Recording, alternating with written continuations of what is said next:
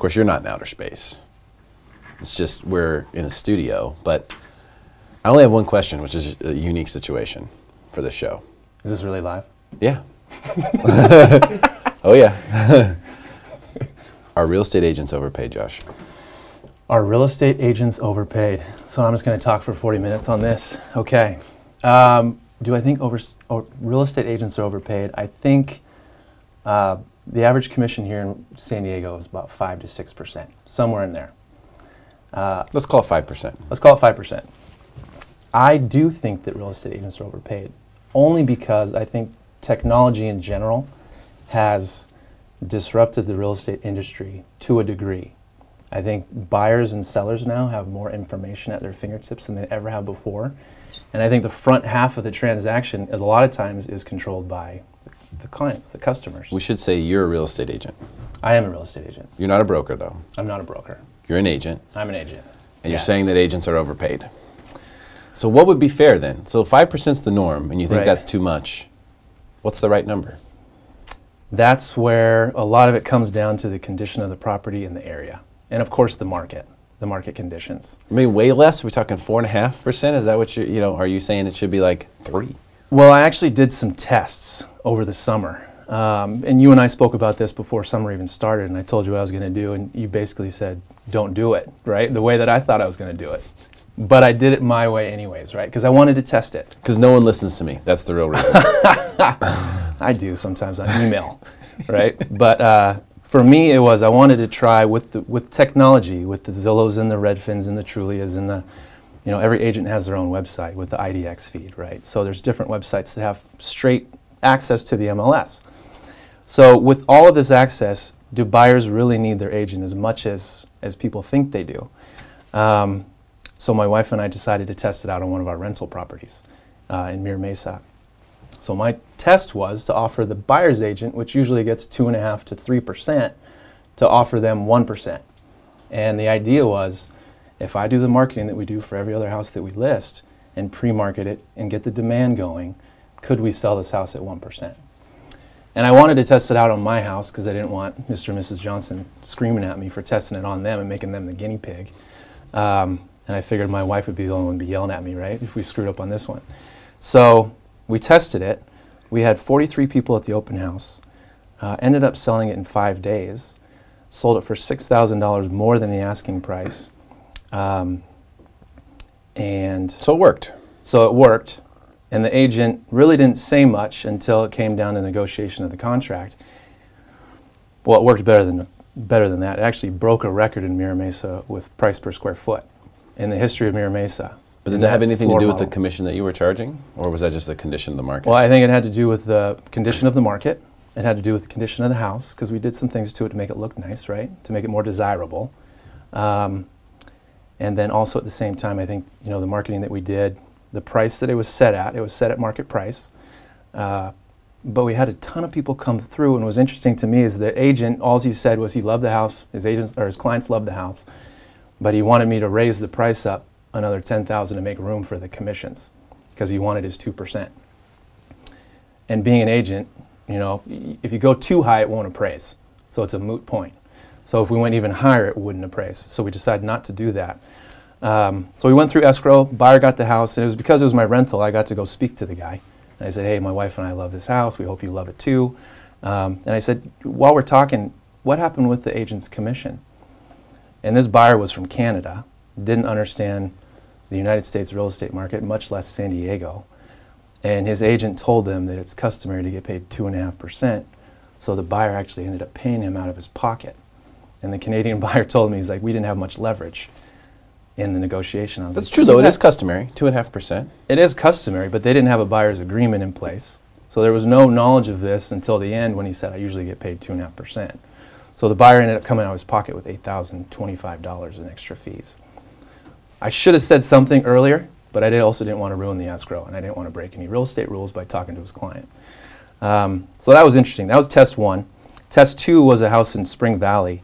So how much are you listing these homes for? That one was $535,000. I mean, how much commission are you listing it for? I take the 1% too. 1%. On these tests, I did the 1%. So, but when you sign a listing agreement, you're not just signing up for your side, right? You're signing up for both sides. Correct. So do you sign it up for like 3%, 3.5%? Now we do 3.5% after these tests, because I think, and you'll see in two of these stories, 2 of the 3 stories, the agents ended up getting the commission anyways, because there was either negotiation or there was Strife. a lack of cooperation, right? So the second one went fine. The agent, it was a VA agent. He was really in it for his client's best well-being. But the sellers, you know, I told them I had done this test on our rental property, and they were like, let's go for it, because they only bought the house a year ago. They didn't have much equity because they were VA buyers themselves. And we ended up selling the house for $11,000 more than the asking price. And instead of making $500 on the sale of their home, they made over $13,000. And that agent was great. He didn't mention commission one time. So they were happy, and they took that money, took it to their next house and bought that. Gotcha. So you're, now, it's amazing that you're still alive, right? Because the real estate lobby is heavy, and they're heavy about their 6%, and it's sort of shifted to 5. San Francisco, like it's 5, right? Like there's no 6 there.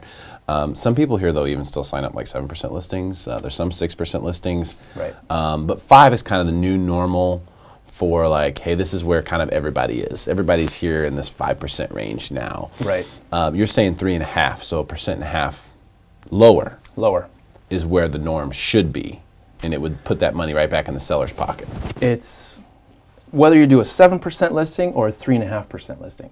I think buyers with technology understand the value of homes now more than ever, right? And it's not just estimates and Redfin estimates, right? It's comparing the homes that they're looking for in their price range to see where the value is. So I think buyers see value. So if there's a seller who wants to price his home $60,000, $70,000 over ask or over the market value, it doesn't matter if you have a 3.5% commission or 7. That home's not going to sell. In fact, the last time I looked over the past year, 28% of homes don't sell during their first listing period. And a lot of times it's price. Because whether it's always price. It's always price, right? Whether it's the best market like we're in right now, homes don't sell because of price. Or whether it's 2011, homes don't sell because of price. So it's all price. Yeah. So I think... So what you're saying is that you believe the market knows what the value of the home is. And so it doesn't matter, because a lot of the, you know, the sales pitch is usually that, well, you know, I charge 6% because we do all these things to help market your property. But what you're saying is that that's all phooey.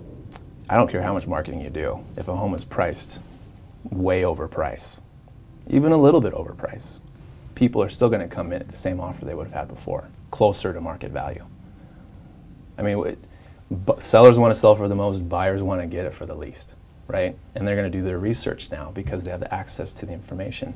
They almost have the same information that we do as realtors. So how do you make money? At 3.5%? Yeah. If I sold your house, I'd make $12,000. I'm guessing what your home price is. I don't know what it is. I'd make $12,000, right? At what? At 1.5? At 1.5. Have you sold my house? Yeah.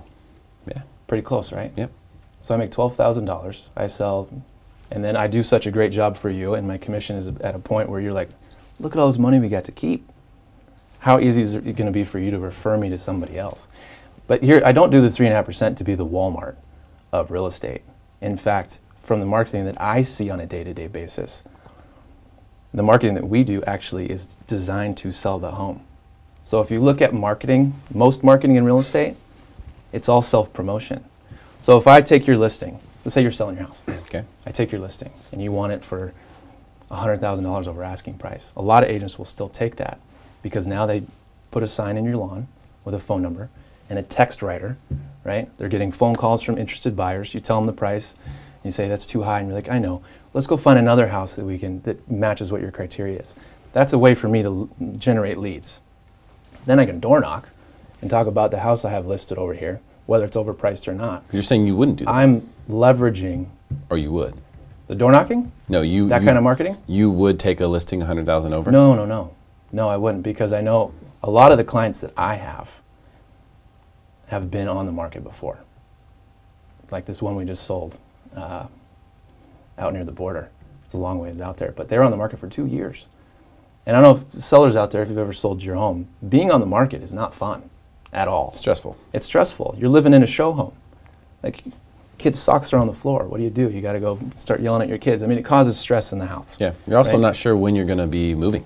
So, you know, That's right. In most cases. So you're kind of like on pins and needles, just waiting like, all right, when's someone going to... And then I'm going to call you and say, hey, someone wants to see it in an hour, right? Then you got to go grab the dogs. You know, then you got to go to the dog park. And you're going to the dog park for 2 years? That's crazy. So I think the one thing that I do, number one, is to talk about the sellers, talk to them about the real value of their house. And if they don't want to sell it near market value, there's plenty of agents that'll take that listing. Plenty. But if they want to actually sell their home, they got to price it at a price that, or they got to list it at a price that will cause it to sell. So that's number one. Number two is the marketing needs to be focused on selling the house. There's a ton of coaching programs out there. There's a ton of training out there of how to promote yourself. There's not a lot of marketing training on how to sell a house. And a lot of it's the same stuff as it used to be 50 years ago. It's an open house. It's postcards around the neighborhood. What if, and I can just imagine, you know, the comments coming in. If we can pull those up, Jay, I don't know if that's possible now after the I don't think I want to start of the broadcast, but they're not going to see them. well, don't you want to know when your crucifixion is planned for? I mean, you know, a lot of people will say, well, most homes don't sell in an open house. Right. That's what most people will say. Around 1%. Yeah. So very few homes sell at open houses. Right. And that would be their argument for that. And I think a lot of home sellers think that homes do sell because of open houses. Because I still have a lot of sellers that say, are you going to do an open house?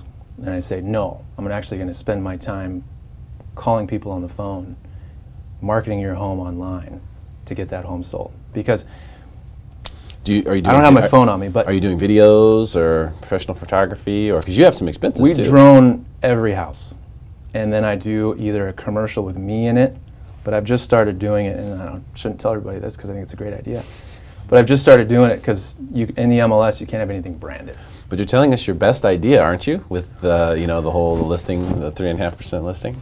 Yeah, but I think there's two types of agents out there. There's a ton of really good agents out there, right? And they're charging 5 or 6%, and I get it. They're great. They're really good people who, because if you think of, it's very linear, the process of a real estate agent. There's the agent, there's the client, there's the house, whether it's a sell or a buy, and then there's the commission check. The really good agents spend time at that first dot, which is the client, to really get to know what they're looking to do, what their goals and dreams are, right? The relationship counts, because then they can pick the right house on the next dot or do a great job of selling their house. And then the commission check comes. If you can get these two out of the way and do a really good job at these, that one comes, right? I think there's a lot of agents out there who got into real estate because it looked like easy money and it looked like a way you become a millionaire, right? Relatively fast. I mean, even Keller Williams has their book, How to Become a Millionaire Real Estate Agent, right? And you can. But do I need to be paid as much as the brain surgeon you're going to go to when you're 85, right? At selling houses? Or can I do more volume because I'm doing it differently and I'm doing it more custom to that person? Does that make sense? Mm-hmm. So it's a volume play. It's a volume play. But you said you're not the Walmart. What did you mean by that? I think because people, you know, I think the first thing agents will say is like, oh, he's a commission cutter, right? Or he's a discount agent. I don't see it that way at all. I see it that everybody else is charging too much. So I think I'm at market value, if that makes sense. Going back to the home analogy. Okay. That wasn't even in the notes I put down. I scrapped that one. I think I'm at market value, right? Come up with all this great stuff before they burn you at the stake. I know. But I didn't get into real estate, and I have a lot of real estate friends, like 3. But I didn't get into real estate to be hanging out at lunch and learns and going to happy hour. I got into real estate to help people who wanted to sell their house. It's a big deal, I think. Obviously, the clients are it's gonna sound good to them. Yeah. You know, I think it's a selling point for you for sure. Like, hey, I'm gonna do the same thing for less money. Right. From an industry perspective, though, we've seen in the past when people have tried to do this that it hasn't worked out so well. Mm-hmm. And a lot of times the thought process behind that is, well, you have to have all the other agents, you have to have their back. They have cooperating brokers. Yes. For a reason. Yeah, you have to have their back, they have to have yours. Otherwise, you go and you start writing offers and people are going, I'm not going to deal with this guy, I disapprove of what he's doing. Right. Now, They may be in a situation where that isn't necessarily in breach of their fiduciary duty. I don't want to say that agents are just out there breaching that. But maybe, you come in and there's a pack of offers and they have to start picking which ones to take and which ones not to. Sure. Are you concerned at all, because you're taking such a huge stance on the money side of things, right, that will end up hurting you? I've thought about that, right? Number one is to list more property than representing buyers. Number two is to have a buyer's agent nobody knows their name. Anonymous Smith. Who is this guy? Yeah. No, I think there's, I have notes on this. Like 83% of the market is at 2.5%. Between 2 and 2.5, it's like 9%. And below that, it's like less than 0.5%. The homes that go off the market and the days on the market are very similar across all three. But you see that the homes that are above 3% commission, you would think that if it's 3% commission, people would be flocking to it. But they don't. The actual expired ratio on that is higher than it is in the 2 to 2.5 and the 2.5% commission. That makes sense. It does. Because like if you overprice your home and you really want people to come, you're going to give them a little more bait on the hook. Well, if you have a hard home to sell, you're going to have to offer a higher commission to an agent because you need the agent to sell it for you. That's right? true. I mean, if you have a home that's going to fly off the shelf, if you have that 3-bedroom in North Park that's fully redone, it's under $1 million, right? Then you can offer whatever. The agents are just been sitting around waiting for that property to hit the market because there's no inventory. Because there's no inventory, right? So I think that makes sense. Yeah, that makes sense. So from that standpoint, I think what you're trying to say is the commission you offer the buy side is inconsequential to what price you can get for your home. It's not going to make a difference, in other words. It's not going to make a difference, but I think people are so used to, they're getting more used to the 2. So my tests were on 1% to the buyer's agent. 1% to the buyer's? It was 1% to the buyer's agent. Wow. That was the test. And if you remember, that's what I told you, and you said, don't you dare do that. But I didn't. So this last one was, but you're right. So here's what I learned through the test, is that 2% is probably the magic number, and 3.5% in this market is right where you need to be. So 3.5%, you list my house. Goes to me, 1.5, or 2 goes to the agent that's representing you. Gotcha. Right? So if I'm buying a house that you're selling, right, you're charging that seller 3.5%. Mm-hmm. That seller is going to pay you 1.5%. He's going to pay my agent 2%. Correct. Which is about, let's call it 1.5 to 2.5% below market. Yeah. It's a mouthful. I've written that down 100 times. It's a lot. You know what I mean? So let's average it out. So let's say it's between 1.5 and 2.5. So let's call it 2%. So you're saving homeowners 2% on average. Let's just call it that. And we need to do more math to figure it out. But that's approximately, let's say 2%. So you're saving homeowners 2%. So if someone with $500,000 house is $10,000. Yep. And the median home price right now is $540,000. So let's say it's $10,000-ish. Mm-hmm. 10,000 sure. bucks. Yeah, I'm not gonna do that math either. Yeah, that's 10,800. But let's just say 10,000. Nice. So 10,000 bucks. Yeah. They're gonna save. You think that's enough to move the needle on the seller side for the potential damage that you might do with your colleagues? It's not as much of a needle as when I was doing 2%, right? That needle was pretty far. And the 2% is more or less normal now. When someone sees a 2%, it might be one of the lower listings, or two out of the 6 listings you want to see are at 2%. Some are going to be at 3, depending on the area. No, I don't see that being a problem at all, to be honest with you. I think. But is that $10,000 worth it enough? For example, does the seller really see that? Because $10,000 is a lot of money. There's no question about it. It always has been, and it probably, I hope it always is. Right. But is it enough with the totality of the circumstances, the heaviness of the situation? It's a recipe, right? It's the market that you're in. It's the marketing that's done, and it's the price that you set. The majority of expired listings are in the 2.5%, obviously because it's a bigger pool. But the ratio of expireds in there, you could charge 3% commission, you could do 2.5% commission, it doesn't matter. Those homes still go off the market. 2% do as well. And then I sell 1%, right? So you got them all over the board. It all comes down to the recipe of market, marketing, price. and of course the condition of the home. It has to match that price. So pricing is the biggest thing. Do you have a good life insurance policy? I think so. Was it Callie Jones that I was on with last time? Yeah, she's pretty good at State Farm. Free plug. Oh goodness. Have you heard from agents who have seen this that have been unhappy about what you're doing? Just on Facebook. Just on Facebook. But I did have one property where the agent didn't realize it was 1%. The agent called me and told me that if they had realized it was 1%, they would never have shown their buyer the property. And I said, okay, I don't know why you're telling me that. I mean, that doesn't make you look very good. But the buyer ended up buying the property. Went back and forth with negotiations. She had to get, they wanted to get their 2.5, they wanted to get 3%. So that was part of their counteroffer. So we had to raise the price up to her client to make room for her commission.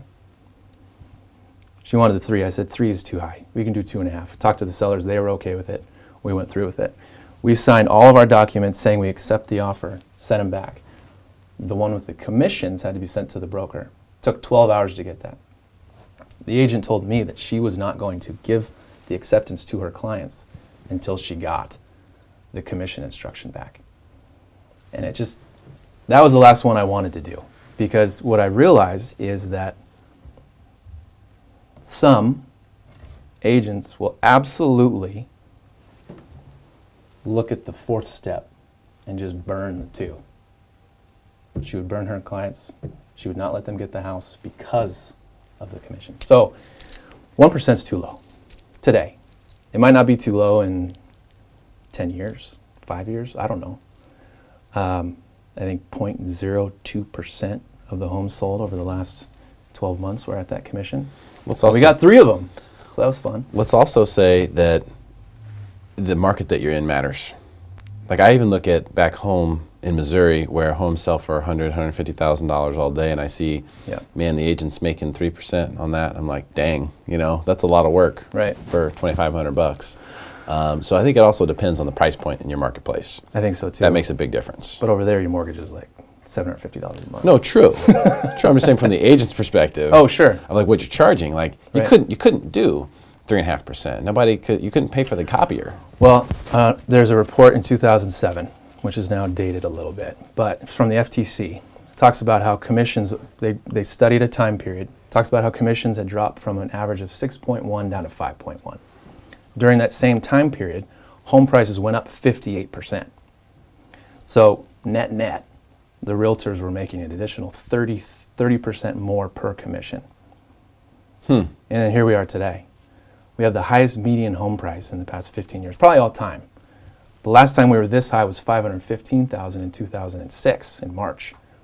So now we're talking about we went down the dip and we're back up at the top. So commissions have gone like this, home prices have done this again. So when it comes down to the commission, I get it. But at the same time, the same work you do on a $400,000 house, and some agents will be like, oh, I do more for the higher end, is the same amount of work you do for an $800,000 house. I mean, it should be. It is for us. Because I respect these people, I want them to get the best results. I respect these people, I want them to get the best results. So I'm doing the same amount of work. But because the market's gone like this, I'm just going to travel up to the 5% commission still. I don't think that's right. And I don't think you have to do that. Okay. And it's great for my clients. Is my phone over there, Hayden? Can you hand it to me real quick? Anybody in the studio, when you guys are ready to sell your house, just let me know. I'm in your right hand. Yeah. I just want to check. Mine's got the under 6 protector. Oh, is that it right there? Yeah. Oh, okay. Cool. Perfect. Yeah, I just wanted to double check that and make sure there wasn't anything that we needed to get to immediately. So, what is the Josh? Is your broker happy about this? I have a very open-minded brokerage. They kind of let me do what. Definitely. Yeah. What I. No, they're awesome. I know them. I really like them actually. Yeah, they're good people. Great people. Yeah. I was just curious. Just curious because you're coming into this thing and going, hey, I'm going to do things way different than the norm in an industry that is really well lobbied, really protected. They protected that 6% with an iron shield. I mean, in the meltdown, mortgage industry got decimated from the compensation standpoint. Right. But real estate held strong. Now, you could blame mortgage for a lot of what happened, for sure. Yeah. But, they had to hold strong. The real estate industry had to hold strong. Right. Now you have, major brokerages, like national brokerages like Redfin, that are coming in and offering, and they're offering 1.5%. Yep. And so that's essentially what you're saying too, is that, I'll do it that way. Right.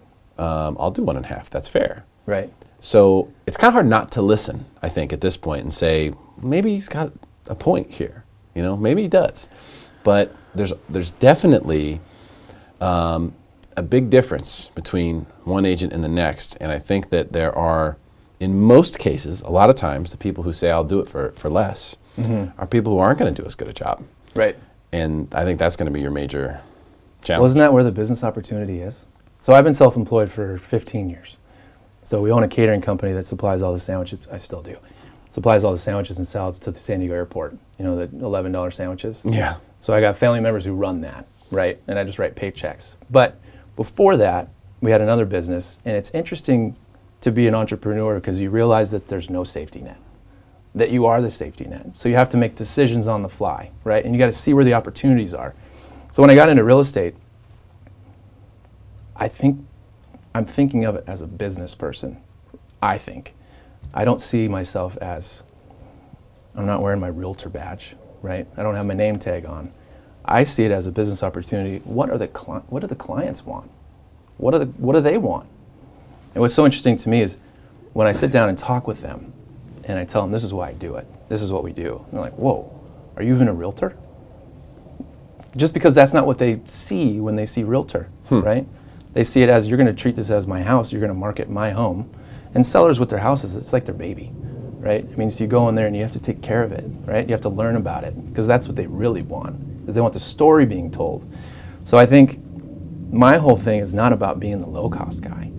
My whole thing is about doing the right marketing for a house, doing it for less, because that's where the opportunity is. If everybody else is willing to play on this 5% playing field, then come underneath, and if there's other guys down here that are willing to do it for less, do more. So that's it. That's pretty much where I'm coming from. That's pretty much it. That's well, pretty much that was it. my one question. Was it? Yeah, that was it. Okay. I think I have a question for you. You have a question for me. Well, this is all very interesting, and the more we talk about it, the more you're testing stuff, the more I'll want to know. So keep us posted, of course, as to how this is going, and of course, I'm still alive. I was going to say, I will, if I hear wind of your lynching, I'll try to show up and save you. But I'll stay in your granny flat. We'll see.